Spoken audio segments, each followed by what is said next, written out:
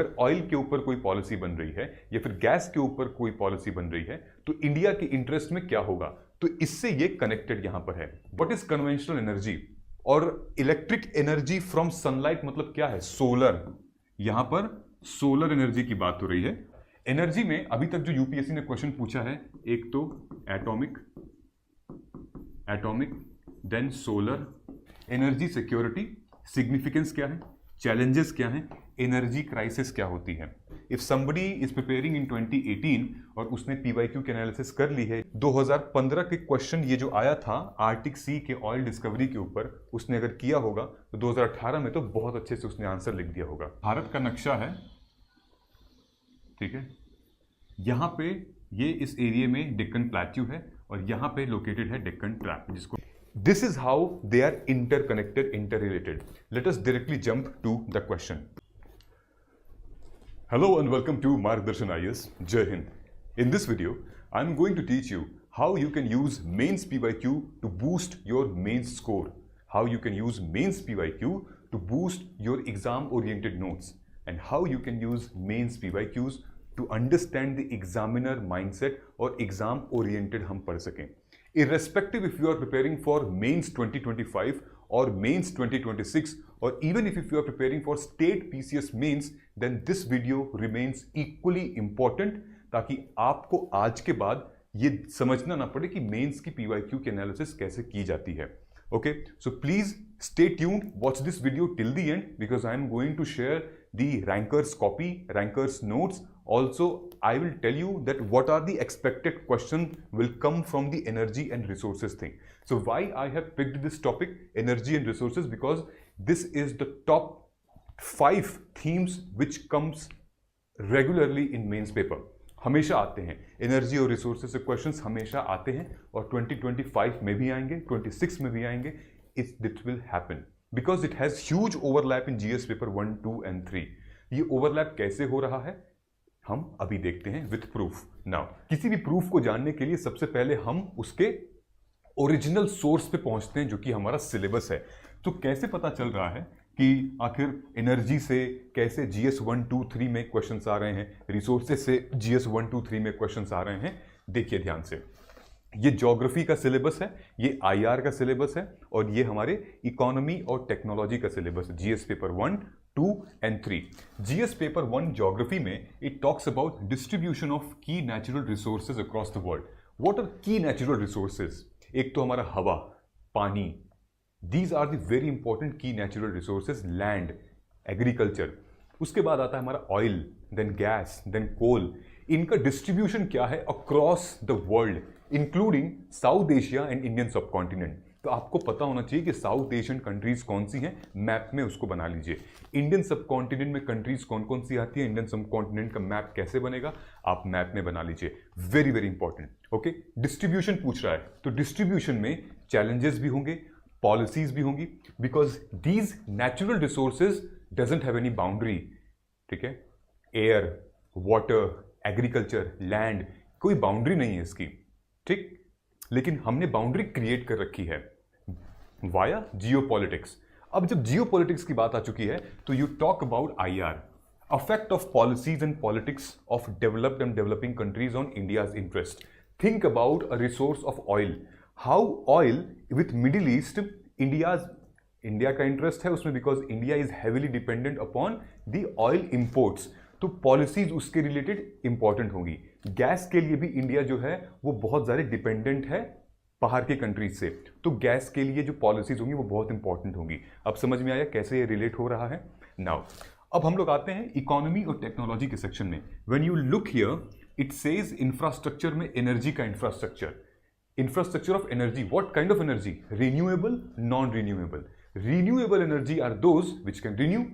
ठीक है, आप बार बार उसको यूज कर सकते हो, जैसे कि विंड एनर्जी, जैसे कि एटॉमिक एनर्जी, जैसे हमारा solar energy, hydrogen. These energies we can renew it, ठीक है, जो कि लेस पोल्यूटेंट हैं। ठीक, लेकिन नॉन रिन्यूएबल एनर्जीज भी तो हैं, those are natural, like coal, like oil, like gas. ठीक है, ये सब नॉन रिन्यूएबल हैं। तो ये क्या पूछा? इंफ्रास्ट्रक्चर मतलब उसकी लोकेशन, क्या रिसोर्सेज चाहिए उसको रखने के लिए, क्या चैलेंजेस आते हैं, इंफ्रास्ट्रक्चर को बिल्ड करने में, इंफ्रास्ट्रक्चर के लिए फंड्स की रिक्वायरमेंट गवर्नमेंट क्या कर रही है, you understand what I am saying? So this kind of interlinking it has happened. अगर कहीं पे रिन्यूएबल एनर्जी लग रही है, एटॉमिक एनर्जी प्लांट लग रहा है, तो उसके लिए इंफ्रास्ट्रक्चर क्या चाहिए, यहां से क्वेश्चन आएगा, ठीक है। उसके लिए हम किसी से कोलैबोरेट किए हैं, जैसे कि इंडिया में भाई प्लूटोनियम की बहुत कम मात्रा है, ठीक है, यूरेनियम की बहुत कम मात्रा है, हमारे पास थोरियम काफ़ी ज़्यादा है। तो प्लूटोनियम और यूरेनियम के लिए हमने किसी कंट्री से कोलैबोरेशन किया है? ऑस्ट्रेलिया से किया है? नहीं किया है? यहाँ पर ये क्वेश्चन आएगा, okay. So you understand what I am saying? Now it talks about the technology. So what are the new technologies are being implemented, जैसे application in everyday life. So if I am using solar energy, what kind of new technology the private players or the government of India are using it? इसी तरीके के questions आए हुए हैं। Let me show you with clear cut example. ये question हमारा, ये segment है हमारा एनर्जी से related.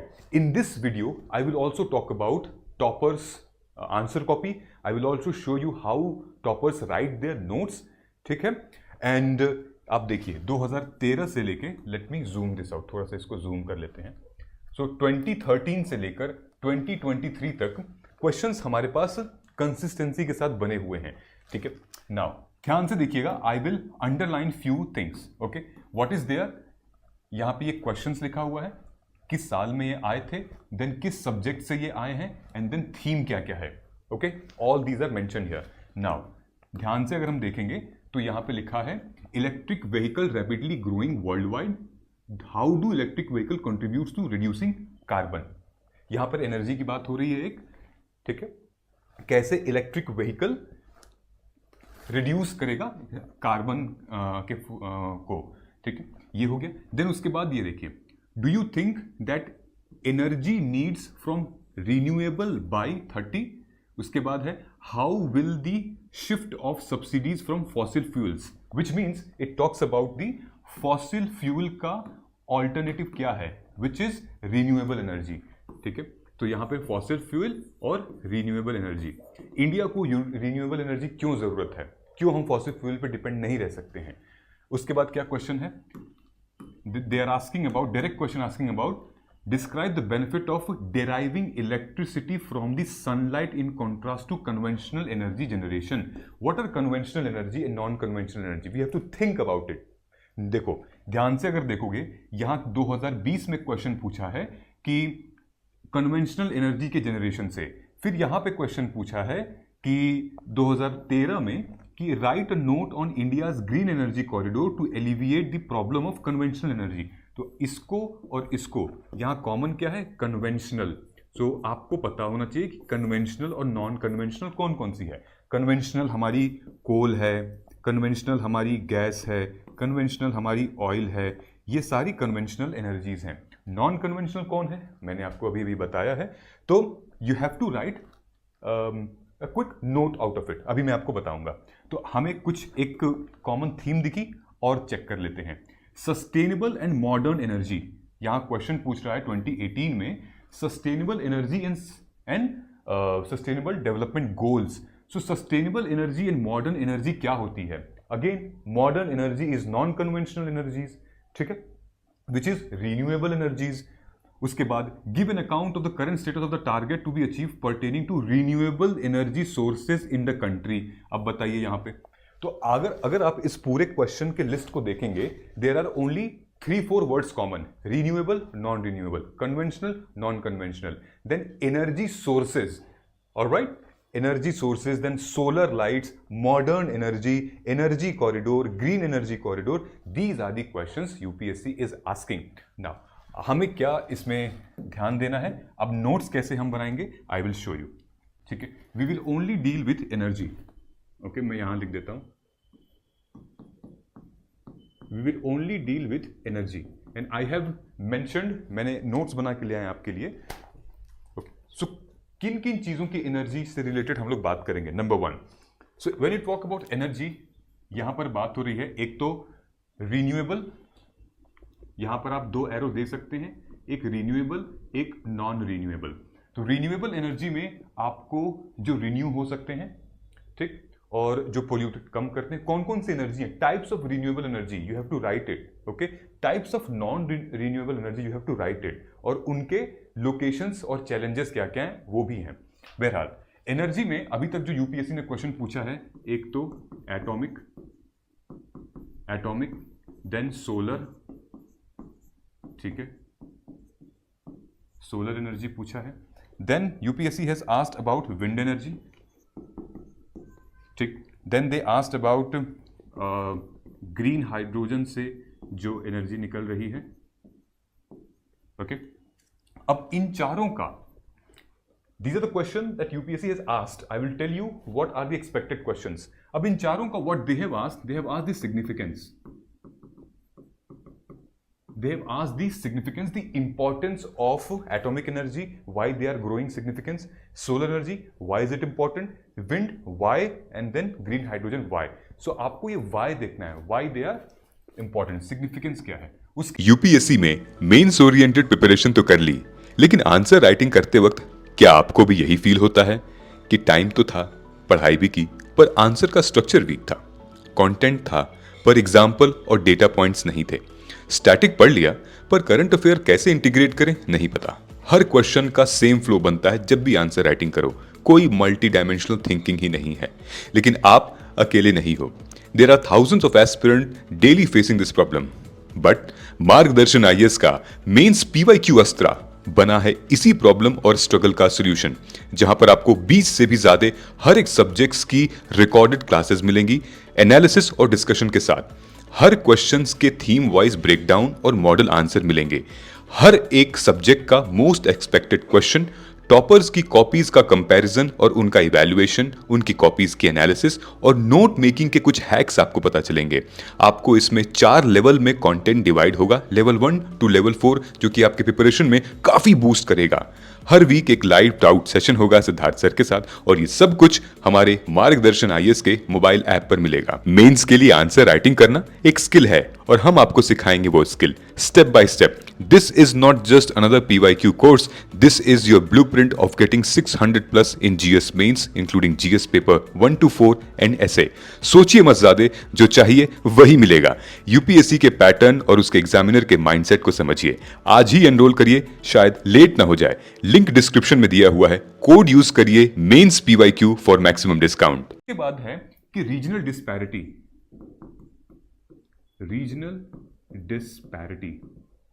why are these things are concentrated in some part of India? कुछ कहीं पर लोकेटेड है, कुछ कहीं पर लोकेटेड है। मतलब क्या विंड एनर्जी हम हर जगह यूज कर सकते हैं क्या हर स्टेट में विंड एनर्जी हम लोग प्रोसेस कर सकते हैं? नहीं ना। Then green hydrogen, why is is concentrated to, या फिर solar energy, why is it concentrated to some states. So ये आपको देखना है रीजनल वेरिएशन कहाँ है। दूसरा लोकेशन आपको ये मैप में मेंशन करना पड़ेगा, दिस इज इक्वली इंपॉर्टेंट। कहां पर इस टाइम पे ये एक्टिविटीज की जा रही हैं, लोकेशन विथ मैप आपको हाईलाइट करने हैं। ऑलराइट, नाउ सो ये अब आपको यहां पर भी ये भी पूछते हैं question, how much this contributes in India, how much this, इसका contribution, just write it down. इनका कंट्रीब्यूशन क्या है, ठीक, कि out of all the energy, भाई आप देख पा रहे हो मुझे, because of electricity, because of something, because of internet, how are things running. अगर एनर्जी नहीं होती तो you can't see me, right, आप नहीं देख पाते, ना आपके घर में लाइट होती, ना फिर आप इंटरनेट से कनेक्ट कर पाते, एंड देन पूरी साइकिल चलती है। तो इनका कंट्रीब्यूशन क्या है, विंड एनर्जी का, सोलर का, या फिर इनका क्या कंट्रीब्यूशन है, सेम आपको यहां पर भी करना है। ये हमारा जो हमारे नॉन रिन्यूएबल हैं, नॉन रिन्यूएबल एनर्जी, जैसे कि हमारे कोल, हमारा ये रिसोर्सेज में आ जाएंगे, वी विल डिस्कस। कोल हो गया, ऑयल हो गया, देन गैस हो गया, ये नॉन रिन्यूएबल हैं। इनकी लोकेशन कहाँ कहाँ पे है ये भी आपको याद रखना है, ठीक है। नाउ उसके बाद एक और सेगमेंट यहां पर आता है with related to the alternative importance, why it is important to shift from fossil fuel, FF, क्यों इंपॉर्टेंट है फॉसिल फ्यूल्स से शिफ्ट होना हमें इस रीन्यूएबल एनर्जी की तरफ में। उसके बाद पूछा है कि वाई इंडिया नीड, भारत को क्यों चाहिए रीन्यूएबल एनर्जी, ठीक है। एंड उसके बाद last but not the least, this talks about दी यहां पे कर लेते हैं, गवर्नमेंट इनिशिएटिव्स, ठीक है। ये आप देख रहे हो एनर्जी से रिलेटेड, यहीं से क्वेश्चंस आ रहे हैं और आपको मेंशन करना है। ऑलराइट, सो एटॉमिक एनर्जी, हमारे पास थोरियम काफ़ी ज़्यादा है, थोरियम रिजर्व काफ़ी ज़्यादा है, लेकिन यूरेनियम कम है। So how are the distribution has been taking place, with whom we have collaborated if we are using atomic energy for energy production, which country we have collaborated, what are the challenges related to the thorium, ठीक है। हम जो fast breeder reactor है उसमें thorium से काम चल जाएगा या फिर we need thorium, plutonium and uranium. Okay, now solar energy, what are the challenges related to solar energy, what are the government initiatives related to solar energy, and then wind energy, why is it concentrated to few parts of India, what are the challenges, infrastructural challenges क्या हैं, इसको source करने में challenges क्या हैं। एक question आया था यूपीएससी में, दे आस्क्ड अबाउट कि what are the material required to set up this atomic energy plant, location में क्या लोकेशन की मतलब स्पेसिफिसिटी होनी चाहिए ताकि हम एटॉमिक एनर्जी को वहां पे प्रोड्यूस कर सकेंगे। Alright, now I will show you rankers note. अगर आप देखोगे यहां पे ध्यान से तो रैंकर्स ने इस पे नोट अपने प्रिपेयर किए हुए हैं। Okay, energy and power, let me zoom this out, ठीक है। सो ये देखिए energy and power, what he has mentioned, direct coordination between energy is consumption and economic growth, ठीक है। इसको थोड़ा साइड कर देते हैं। India is third largest energy consumer but per capita 1/3 of the world average, ठीक है। मतलब प्रोड्यूस कम कर रही है, कंज्यूम ज्यादा कर रही है India. Okay, total installed power capacity इतना है। अब आप देख रहे हो ये द रैंकर हैज मेड कि कितना परसेंट इंडिया में एनर्जी कहां से कंज्यूम हो रही है, थर्मल से, देन कोल से, देन रिन्यूएबल एनर्जी से सिर्फ और सिर्फ 22% है, एंड देन न्यूक्लियर एनर्जी सिर्फ 2% है। ये डेटा आपको भी मेंशन करना पड़ेगा, ठीक है। Then heavily dependent on oil and gas. So if India is heavily dependent on oil and gas, then it means कि हमारे यहाँ पोल्यूशन भी ज्यादा होने वाला है और हो रहा है, क्योंकि हम लोग नॉन रिन्यूएबल एनर्जी पे फोकस कर रहे हैं। सो व्हाई आर वी, हम लोग क्यों नॉन रिन्यूएबल एनर्जी पे फोकस कर रहे हैं, आखिर क्या मजबूरी है हमारी। यूपीएससी ने क्वेश्चन पूछा था, UPSC has asked question that हमें पता है, यू नो क्वेश्चन आया था कोल के ऊपर कि coal mining is dangerous for environment, ठीक है, लेकिन व्हाई इज इट इनएविटेबल कि कोल माइनिंग को हम रोक नहीं सकते, क्यों, तो देयर आर रीजंस उसके लिए, ठीक है। अब देखिए हमारा एम क्या था कि हम 24/7 इलेक्ट्रिसिटी टू ऑल मिलेगा, देन 175 गीगावाट हमें रिन्यूएबल एनर्जी, हम रिड्यूस करेंगे अपना ऑयल और गैस इंपोर्ट। अभी ईरान वाला जो केस हुआ है, ईरान वाले केस में there was a article on Strait of Hormuz, it said India is dependent on oil and gas to other countries, we are heavily dependent on oil and gas, 80% हमारा oil और लगभग 60% हमारा gas हम लोग dependent हैं बाहर के countries से। तो अगर हम इसको कट करेंगे, तो मतलब इसको अगर हम खुद जनरेट करने की कोशिश करेंगे तो हम अपनी डिपेंडेंसी खत्म करने के लिए करेंगे, लेकिन बहुत मुश्किल दिख रहा है। You see the map here, the diagram he has made कि इस पोर्शन में, ये पोर्शन 2% सिर्फ न्यूक्लियर एनर्जी है, बाकी इस साइड वाला रिन्यूएबल एनर्जी है, ये डॉट डॉट डॉट डॉट कोल है, ठीक। The ranker has made the notes. How has he made the notes? So this ranker is from 2022. 2022 का ये ranker है. So think about, he has already made notes related to all the energy and power and resources. Energy security, significance क्या है, challenges क्या हैं, energy crisis क्या होती है, ठीक है, क्या ये सारी। उसके बाद इन्होंने बनाया है गवर्नमेंट की इनिशिएटिव्स क्या हैं, सौभाग्य योजना, दीनदयाल उपाध्याय योजना, उदया योजना, कुसुम योजना, ठीक। These are the notes he has already created, which means अब आपको समझ में आ गया है ना कि हम किस तरीके से बनाएं अपने नोट्स को, कैसे हम अपने करंट अफेयर्स को भी इंक्लूड कर सकते हैं इसमें। ओके, तो इन्होंने लिखा है importance of coal and renewable energy. ये देखो, ये जो क्वेश्चन है ये ऑलरेडी आ चुका है मेंस में। 70% of total power consumption generation is from coal, and actually India के पास जो है वो चीप क्वालिटी का कोल है, ठीक है। लेकिन अक्सर जो कोल है वो यूज़ किया जाता है हैवी इंडस्ट्रीज़ में, स्टील की, सीमेंट की, एंड देन ये लोग डिपेंडेंट हैं हमारे कोल के ऊपर। Why coal needs to be replaced? क्योंकि एक तो डर्टी कोल है, ऊपर से डिजर्टिफिकेशन हो रहा है, एक तो इन्वायरमेंटल कंसर्न भी है, दूसरा कि मतलब ओवर डिपेंडेंस है हम लोग इस पर, ठीक है, हजार्डस है, alright, and then it is actually not good for our environment. Then why coal still dominant? ये देखिए, यूज्ड इन मेनी इंडस्ट्रीज जैसे cement, iron ore and steel. तो क्वेश्चन यही आया था कि why coal usage of coal is still inevitable. तो आप ये रीजन दे सकते हैं, चीपर सोर्स है, 75% रिन्यूएबल एनर्जी है, एम्प्लॉयमेंट देता है यहाँ पे, okay. Then why we import coal? Low quality coal है इंडिया में, इसलिए कि हम इंपोर्ट करते हैं हाई क्वालिटी ऑफ कोल जो कि स्टील में यूज होता है। ये क्वेश्चन प्रीलिम्स में आया था। Problems with coal based industries, high pollutant है, consume maximum amount of water, very low efficiency, low plant load factor, rigid nature. Government का क्या स्टेप है कोल के लिए? Pratyush Sinha committee. Why I am reading this? Because आपको इसी तरीके के नोट्स प्रिपेयर करने हैं और पीवाईक्यू को ध्यान में रखते हुए, जैसे कि मैंने आपको बताया हुआ है, ठीक है। ये हो गया। अभी हम लोग रिसोर्सेज के बारे में भी आएंगे, ओके। सो ये रिसोर्सेज है, ठीक है। अब तक हमें ये पता चला कि आखिर किस तरीके से हम एनर्जी को यूज कर सकते हैं, energy in all the forms. तो आपको समझ में आ गया रिन्यूएबल, नॉन रिन्यूएबल, उन दोनों में कौन कौन से हैं, चैलेंजेस क्या क्या हैं, एंड देन कुछ क्वेश्चन जो यूपीएससी ने पूछे हुए हैं विंड के ऊपर, एटॉमिक के ऊपर, देन थर्मल के ऊपर, हाइड्रोजन के ऊपर। You have to mention the significance and the importance and all, ठीक। अब देखिए रिसोर्सेज में व्हाट काइंड ऑफ रिसोर्सेज?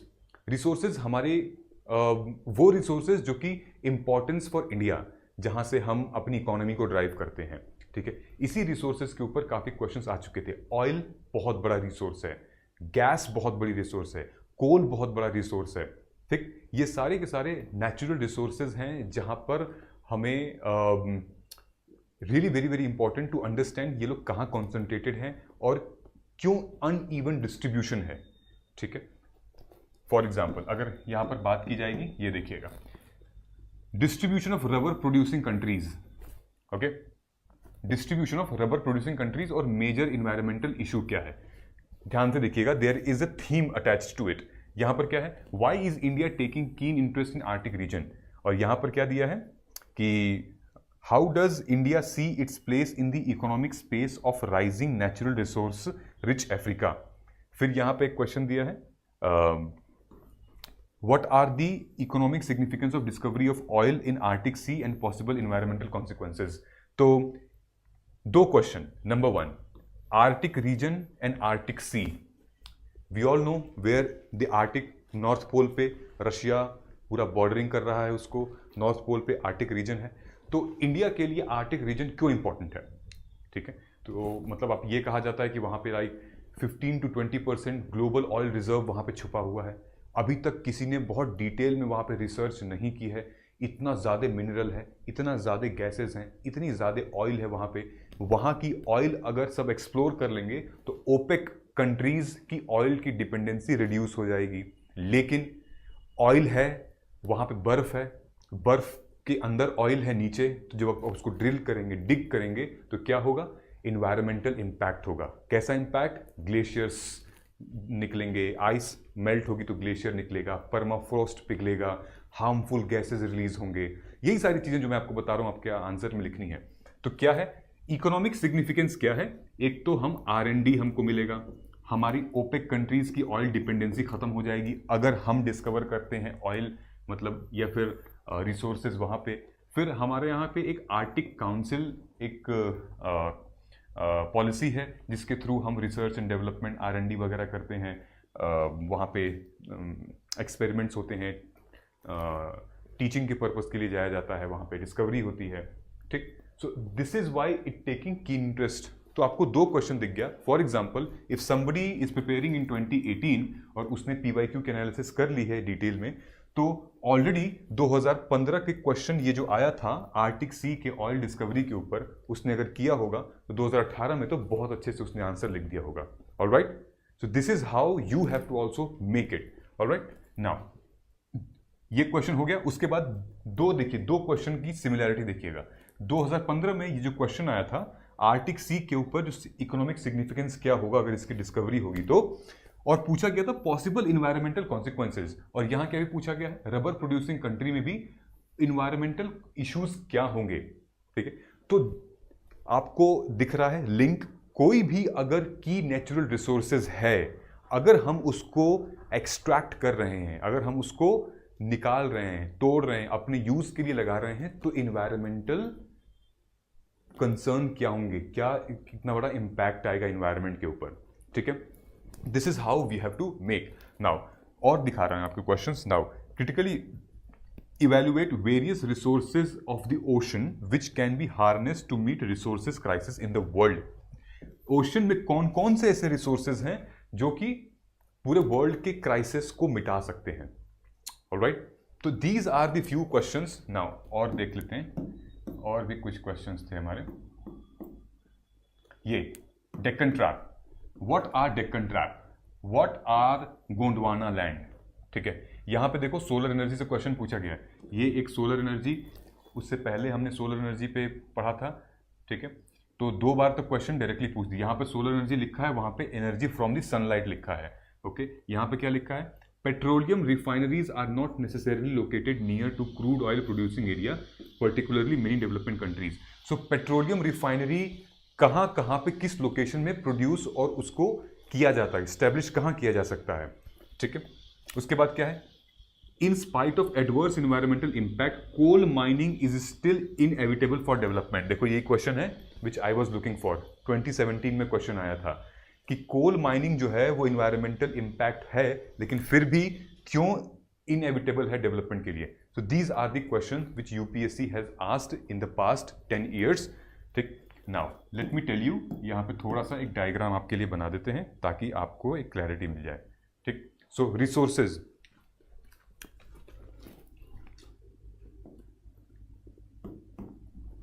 यहां पे लिख देते हैं। ठीक है, resources, what kind of resources, एक तो Deccan trap, what are Deccan trap और कहां पे ये है, कहां पे लोकेटेड है डेक्कन ट्रैप। सो जो हमारा भारत का नक्शा है, ठीक है, यहां पे ये इस एरिया में डेक्कन प्लेट्यू है और यहां पे लोकेटेड है डेक्कन ट्रैप, जिसको हम डीटी कहते हैं। What is Deccan trap? Deccan trap एक वो प्रोसेस था जब आज से millions and millions of year में, जब हमारा अर्थ के एकदम इनर क्रस्ट से जब जो लावा निकल कर आता था, मेंटल प्लूम निकल कर सरफेस पे आते थे ऐसे। ठीक है, और बहुत ज़्यादा आने लगे, तो उसमें से एक आता था बसाल्टिक लावा। ठीक है, तो जो बसाल्टिक लावा हुआ करता था वो बहुत ही ज़्यादा मतलब इट्स लाइक फ्लोट होने लगता था, बहने लगता था, फ्रिक्शनलेस होता था। ठीक है, तुरंत बहने लगता था और लावा की तरह एकदम वॉल्केनो बर्स्ट होता था। तो ये वही टाइम था जब काफ़ी सालों तक, कई हज़ार सालों तक बसाल्टिक लावा निकलता रहा, हॉटस्पॉट से वॉल्केनो फूटते गए और धीरे धीरे फिर हमारे प्लेट टेक्टोनिक्स, कॉन्टिनेंटल ड्रिफ्ट के वजह से प्लेट टेक्टोनिक्स जो है वो इधर जुड़ गए, इंडिया का एक पार्ट बन चुका था। तब तक यहाँ पर कई सारे वॉल्केनिक इरप्शंस हुए, हॉटस्पॉट्स बना, and then basaltic lava came. Then उसके बाद फिर ये जो धीरे धीरे वॉल्केनिक इरप्शन कम होने लगा, तो ये आपका ये फेज था जहाँ पर बासाल्टिक लावा इकट्ठा हो रहा था। ठीक है, यहाँ से वॉल्केनिक इरप्शन हो रहे थे, तो धीरे धीरे कम होने लगा, कम होते ये स्टॉप हो गया और ये यहाँ पर रुक गया, जिसको हम बेसाल्ट रॉक भी कहते हैं। बसाल्ट का मतलब होता है स्टेयर केसेस। ठीक है, तो ऐसे इस तरीके का ज़मीन है वहाँ पे, पूरे के पूरे। कहाँ पर है ये लोकेशन?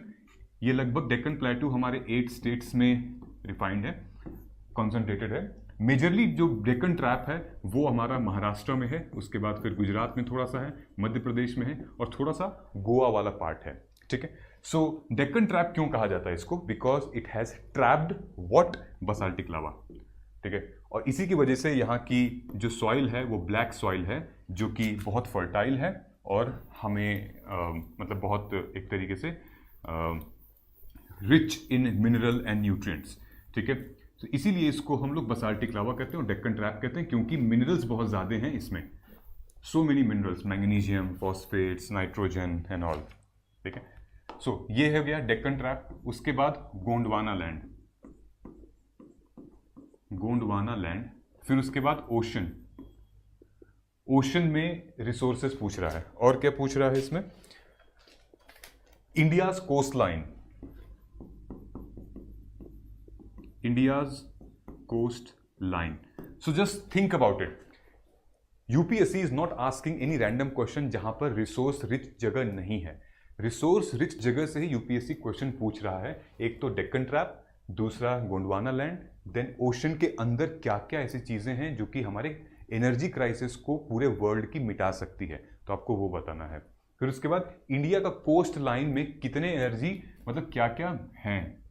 ठीक है, ये हमारा कोस्टल लाइन है, west eastern ghat and western ghat. इसमें आपको बताना है कि कहाँ पर रिसोर्सेज कितने ज़्यादा हैं, कौन कौन से रिसोर्सेज हैं, किस किस जगह पे वेस्टर्न घाट पे, ईस्टर्न घाट पे रिसोर्स रिच हैं। ठीक, तो यू अंडरस्टैंड, ये रिसोर्सेज हमसे पूछे गए हैं। उसके बाद डिस्ट्रीब्यूशन पूछा गया इनका। ठीक है, तो डिस्ट्रीब्यूशन में आप मेंशन करेंगे एरिया, डिस्ट्रीब्यूशन में आप लोकेशन, लोकेशन में आप डालेंगे map, very very important map. उसके बाद आप इसमें जो हमारे नेचुरल रिसोर्सेज हैं, ठीक है, नेचुरल रिसोर्सेज का कंट्रीब्यूशन, नेचुरल रिसोर्सेज कौन कौन से? कोल, ऑयल, देन गैस, इनका कंट्रीब्यूशन, देन न्यूक्लियर भी कह सकते हो आप, इनका कंट्रीब्यूशन हमारे एनर्जी के कंजम्पशन में कितना है, आपको मैप बनाना पड़ेगा, आपको पता करना पड़ेगा। ठीक है, now what's the difference between shale oil and gas and its related challenges. ठीक है, then what's the difference between, अगर हम अपने नेचुरल रिसोर्सेज को, जैसे क्वेश्चन आया था ना कि किसी भी नेचुरल रिसोर्सेज को हम अगर हम एक्सट्रैक्ट कर रहे हैं तो उसका इन्वायरमेंटल इम्प्लीकेशन क्या होगा, तो आपको ये चीज़ें मेंशन करनी, ये चीज़ें आपको लिखना है। ठीक है, उसके बाद इससे रिलेटेड, इन सबसे रिलेटेड है हमारा जियोपॉलिटिक्स। ठीक है, इन सबसे रिलेटेड हमारा आता है फिर geopolitics. So question in last 11 year they have asked related to South China Sea. ठीक है, why South China Sea is very important in terms of resource. उसके बाद पूछा है हमारा इंडिया अफ्रीका, इंडिया अफ्रीका, कि अफ्रीका में ऐसा क्या रिसोर्सेज है जो कि इंडिया वहाँ पे कोई पॉलिसी है, कोई बायलैटरल रिलेशंस हैं, कौन कौन से रिसोर्सेज हैं अफ्रीका में India is sourcing.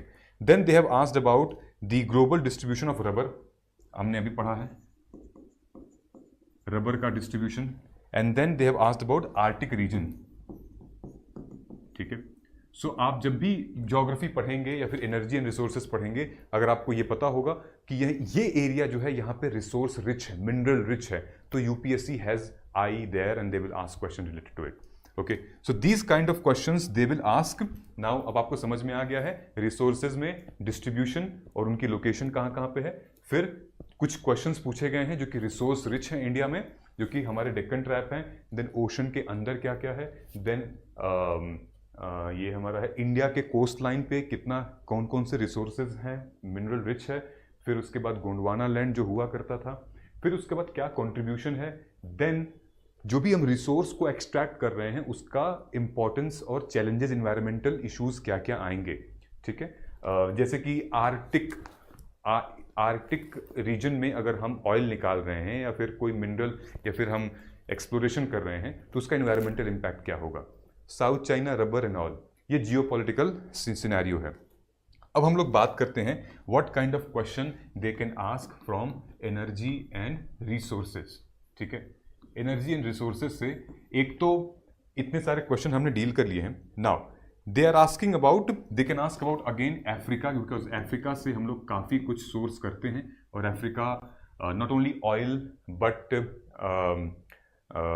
few capacity building program, there are many things which India outsource and then not only India, China भी करता है, यूरोप भी करता है। So ये एक हॉटस्पॉट लोकेशन है जहां पर लोगों ने देखा हुआ है कि रिसोर्स रिच है अफ्रीका, तो आपको पता होना चाहिए क्या क्या रिसोर्सेज वहां पे ज्यादा हैं। उसके बाद Latin America oil, Latin America oil dependency India के लिए. You can write this thing, this will ask, ये क्वेश्चन पूछेगा यूपीएससी में. चाइना से इंडिया जो है वो मिनरल इंपोर्ट करता है, तो इसके क्या इम्प्लीकेशंस होंगे? कौन कौन से मिनरल इंपोर्ट करता है चाइना से रिलेटेड? सर्कुलर इकोनॉमी पे कभी क्वेश्चन मेंस में नहीं आया है, इस साल प्री में आया था. ठीक है, energy trade deficit, energy trade, इससे क्वेश्चंस यूपीएससी में अभी तक नहीं आया है, आएगा. बायोफ्यूल एंड एग्री रेसिड्यूअल,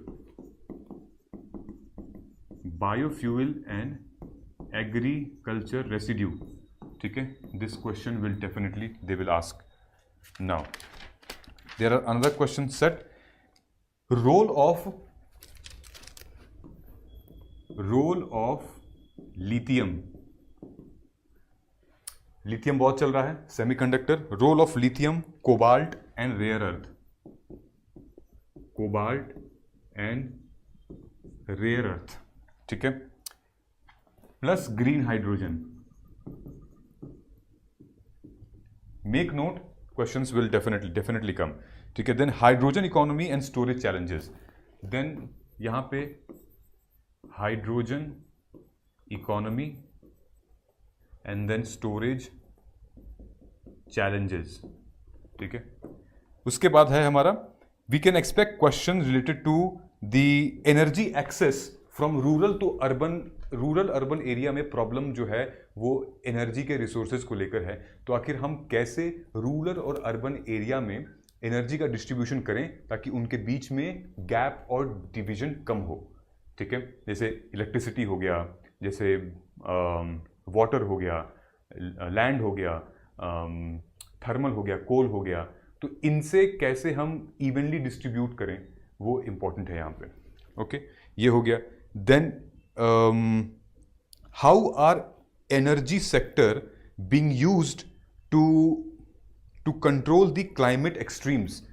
ठीक, जैसे हमारे हीट वेव्स और साइक्लोन्स हैं, तो कैसे हमारी एनर्जी सेक्टर्स जो हैं इनको यूज करने में आएंगे. Technological initiatives is very very important. So अगर हम इन सब की बात करें overall, what are the new technologies the government of India और the PPP, the government of India plus the private public private partnership और the private player, they are bringing to reduce the maybe some dependency of some resources of some countries, maybe to control the pollution, for sustainable development, to reduce the cost, to reduce the import fees. These are the few questions they will ask. So I hope आपको समझ में आ गया होगा. देखिए, यही सारी चीज़ें जो हैं वो ऑलरेडी मैंने कर रखी है. ये आर्टिक रीजन हमने डिस्कस किया था. ठीक है, सो ये सारी की सारी चीज़ें हमने ऑलरेडी डिस्कस कर रखी हैं अपने PYQ अस्त्रा के नोट्स में. ठीक है, which I have recorded 20+ videos of divided into 4 levels. सब कुछ रिकॉर्डेड है और आपको यही मिलेगा. Everything has been recorded, whether you are preparing for 25 or 26. So join PYQ अस्त्रा by मार्गदर्शन IAS. मैंने पूरे के पूरे 11 साल के मेंस के PYQ को रिकॉर्ड कर दिया है वीडियो के फॉर्म में, एंड देन इसी टाइप की एनालिसिस हमने की हुई है, so that you have your own clarity कैसे आप आंसर लिखेंगे, किस तरीके से आगे बढ़ेंगे. लेवल 1, लेवल 2, 3, 4 हर लेवल के अपने नोट्स हैं, और इस पूरे के पूरे पेपर में मेंस के पावर नोट्स हैं. ई बुक का एक्सेस मिलेगा, मोबाइल ऐप में आप वीडियोस देखेंगे, देन टॉपर की कॉपी का इवैल्यूएशन, उनके नोट्स की इवैल्यूएशन हम लोग करेंगे. ठीक है, this is the like thing you will get here. ठीक है, because toppers don't write more, they work on the smart framework like this. What kind of framework I have shown here. तो जाके आप अभी यूज कर सकते हैं, download कर सकते हो, और कोड यूज कर सकते हैं मेंस PYQ. ठीक है, मेंस PYQ कोड यूज करेंगे तो आपको डिस्काउंट मिलेगा. PYQ, okay, just write mains PYQ, you will get the discount. Alright, now अगर आप देखोगे यहाँ पे, सो हमें GS1 के लिए क्या करना है. GS1 में आपको डिस्ट्रीब्यूशन, रिसोर्सेज का डिस्ट्रीब्यूशन पे ध्यान देना है. आपको मैप ओरिएंटेड चीजें ध्यान देनी है, मैप पे फोकस करना है, और रीजन की एनालिसिस करनी है. ठीक है, इन्वायरमेंटल कंसर्न क्या होगा इनका, और इसका रिसोर्स का पोटेंशियल क्या है, जैसे कि हमारे एटॉमिक का, जैसे कि सोलर का, विंड का क्या पोटेंशियल है, सिग्निफिकेंस क्या है, और इन्वायरमेंटल कंसर्न. दूसरा है हमारा GS पेपर 2, यानी कि IR और गवर्नेंस में आपको इन्हीं चीज़ों से रिलेटेड पॉलिसीज, इन्हीं चीज़ों से रिलेटेड जो हमारी ग्लोबल एंगेजमेंट है, पॉलिसी फ्रेमवर्क है, उस पर ध्यान रखना होगा. देन इकोनॉमी और टेक से रिलेटेड जो है करंट ओरिएंटेड पूरा का पूरा डेटा, पॉलिसी का इम्पैक्ट क्या है, ग्रीन टेक, सिक्योरिटी, इनोवेशन, ये करंट बेस्ड पूरा का पूरा यहाँ पर आप डालेंगे। स्टैटिक यहाँ से कवर होगा, गवर्नमेंट की इनिशिएटिव स्कीम यहाँ से कवर होंगी और करंट अफेयर यहाँ से आप डाल सकते हैं। Alright, did you get the point? This is how, so this is toppers copy, how she has made the notes. अगर आप क्वेश्चन देखोगे तो question asked literally about the why Antarctica become an area to renew human interest, examine the significance of Antarctic Bill 2022 in protecting India's interest in the region. Antarctic, जहाँ पे Arctic सी था यहाँ पे Antarctic पूछा। Antarctic is one of the 7 continent located in southern hemisphere permanently covered by ice, और this there is a renewed interest in region due to research, rich in resources, important strategic and then tourism activity. ठीक है, इसलिए यहाँ पे देखा जा रहा है। लेकिन significance protecting India's interest is research activity, regulating tourism और सस्टेनेबल डिस्पोजल ऑफ वेस्ट के लिए, and then banning certain activities यहाँ पर की जाएगी। Antarctic offers unique geography to carry out the climate change space and this bill. Simple answer it's been written because question को address किया गया है, इंट्रो लिख दिया गया है, एंड देन उसके बाद 1 2 3 4 एंड 1 2 3 4 5 विच मीन्स 10 मार्कर का क्वेश्चन है और 9 पॉइंट्स लिखे हैं विथ इंट्रो एंड बॉडी। इसी की जगह अगर हमारा आर्टिक रीजन वाला क्वेश्चन आता तो आपका इंट्रो यही होता, उसके बाद फिर आप मेंशन कर दे कि क्या क्या इंडिया की तरफ से इंटरेस्ट है।